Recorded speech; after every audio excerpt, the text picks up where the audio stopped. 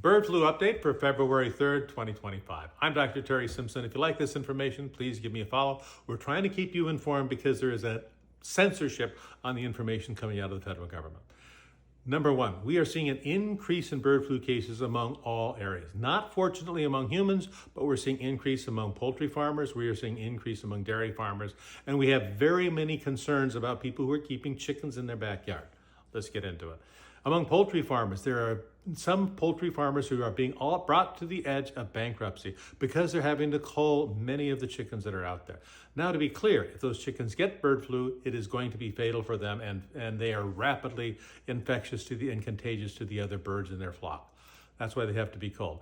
Poultry farmers are begging the United States to release the vaccines for birds against this bird flu so that they can keep their flock, isolate them, and hopefully keep them as opposed to destroying them, which actually hurts their hearts. Among cattle farmers, it's a little bit easier because we can simply test the cattle until such time as they have cleared the bird flu from their system, and then we can let them back into the regular population.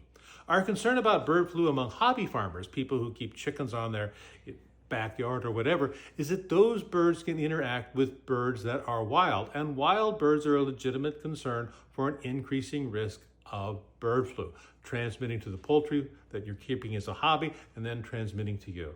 The recommendation is to keep those isolated as much as you can from wild birds, which may mean keeping them in a barn, separating them out, but be very careful with them. And again, please don't handle dead birds. The state of California did have to isolate about 100 more dairy farms in the state of California because of an increased rise in bird flu.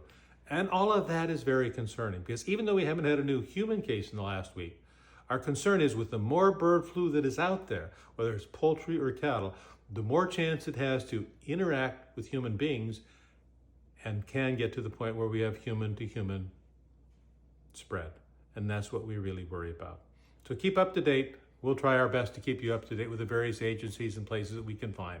And hopefully we won't have to do this because we'll be able to have legitimately open information like we need from our federal government.